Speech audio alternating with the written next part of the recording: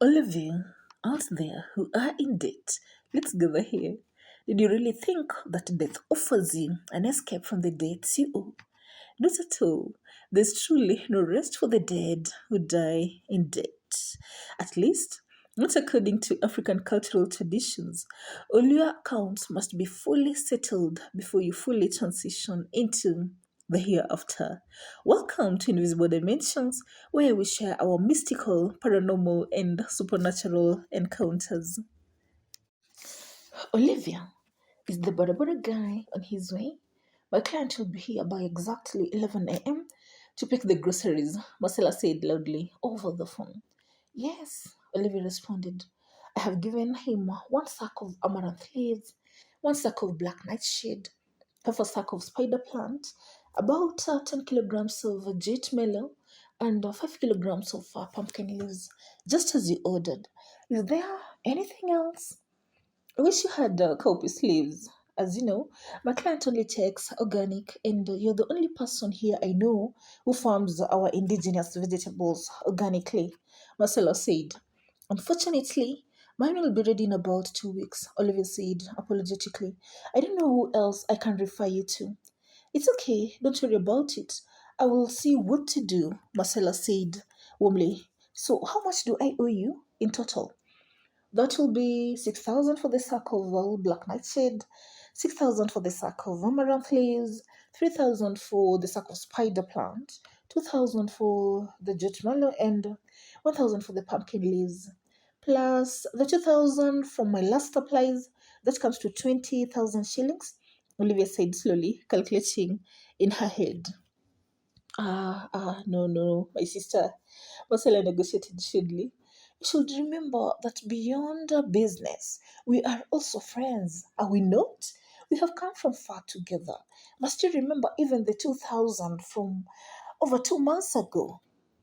I will only pay you the 18,000 for today's deliveries. Kindly. It's okay, my dear. Olivia agreed reluctantly. But you know just how organic farming is very costly.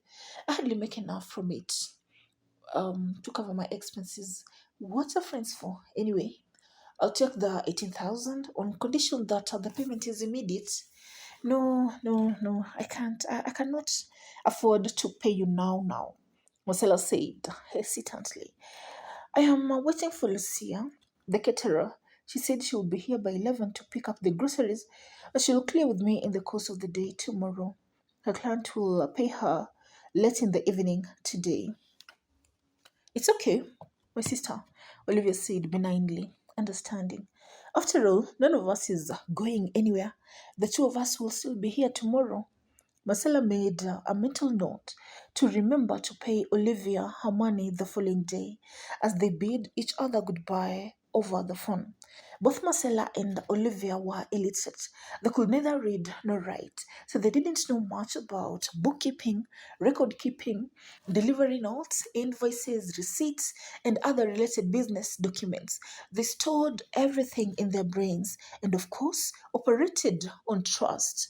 It was about 8 in the morning. Olivia sat down to check some tea and rest a bit, having woken up at 4 in the morning to ensure that the organic indigenous vegetables Marcella had ordered got to her grocery store on time and still fresh. She had dealt the vegetables trade all her adult life, and she knew from experience that green vegetables were best handled before the sun came up if they were to maintain their freshness. Olivia could now breathe, having sold this batch of vegetables to Marcella. She knew now, at least, for this semester, her daughter's fee balance at the community college would be cleared. She started making mental calculations for the following semester. She had no any other source of income besides her small scale organic vegetable farming. Marcella, on the other hand, was busy at her greengrocer store. A rich man's daughter in the neighborhood was having a pre wedding the following day. The caterer, Lucia, had been given instructions to order and cook only organic, which was hard considering these days everyone uses chemicals on their farms. Lucia had therefore tasked Marcella, her long-time supplier, to help her source for all the other items, even the ones Marcella herself didn't sell. Lucia assumed that since Marcella worked at the market, she knew her fellow traders well and where they sourced their products from.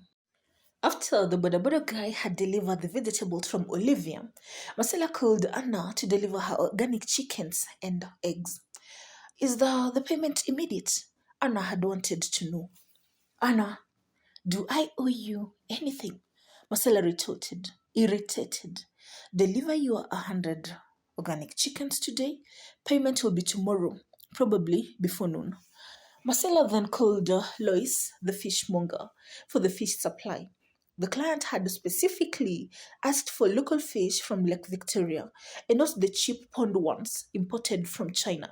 Lois made her delivery and was reassured of being paid the following day. At exactly 11 that morning, Lucia showed up with a pickup truck at Marcella's grocery store. With help, she loaded the sacks of vegetables, potatoes, spices, fish, chicken, eggs, amongst other things, onto the truck and left with the promise of paying before noon the following day. Marcella sighed with relief. After everything had been sorted, counted, and loaded up the truck, it had been a hectic morning. The day dragged on as usual, and in the evening, Marcella locked up as was routine and went home.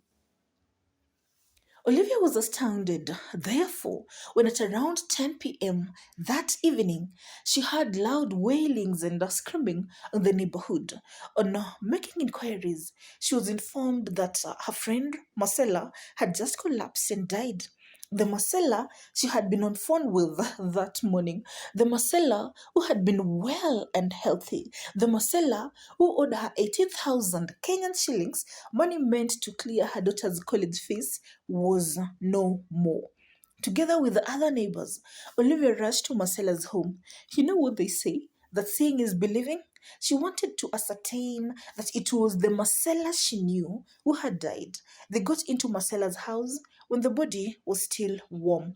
No one knew for sure what had killed her.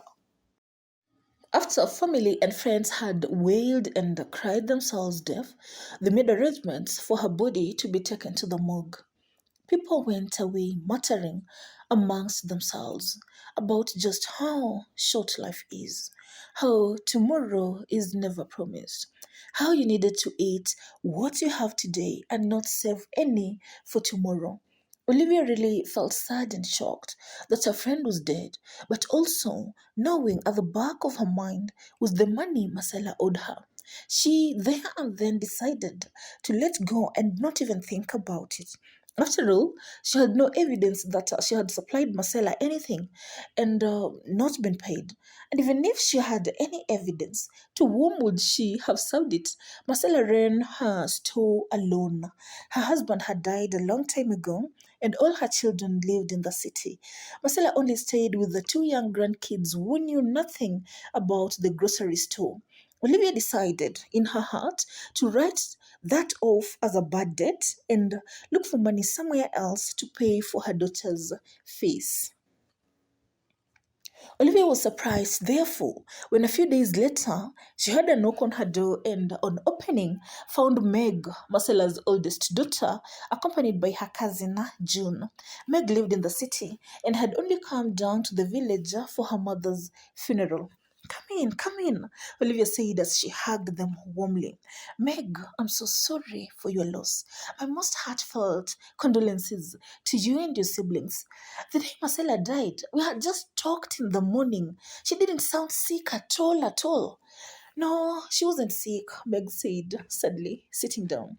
The postmortem we did yesterday showed it was a blood clot that killed her. Once again, my condolences. These blood clots will finish us all for sure. May God's grace be sufficient, Oliver said sympathetically. So, what are the funeral plans like? Have you settled on a burial date yet? Yes, we will bring her home from the morgue on Friday, but first we will take the body to the church for mass and thereafter a night vigil at home. The burial will be on Saturday, Meg replied. But that's not why we are here. We came to settle mom's debts with you. Oh, who told you your mother had a date with me? Olivia asked, surprised, considering that she had told no one about the money Marcella owed her. Mom told me, Meg said quietly, somehow ashamed and sure of herself. What? Olivia asked, unbelievingly. Did she tell you before she passed on? No, she told me after she died. In a dream. Meg answered carefully. Olivia laughed so hard. You are joking, aren't you? She asked, perturbed. I know just how stupid I sound, but Mom came to me in a dream and explicitly told me to clear all her debts before she's buried. Meg said uneasily. She gave me a list and how much she owes everyone. Your mother couldn't write, could she? Olivia pressed derisively. How could she have given you a list? I know, right? But I'm telling the truth. Mom came to me in a dream with a list which she made me memorize. Meg said reproachfully. Did my mother owe you or not? Did she tell you exactly how much she owed me? Olivia asked teasingly. Or should I tell you? We will pay whatever amount you tell us, Meg said, amused. Just don't be outrageous. I can't lie, even if I wanted to, Olivia said disapprovingly.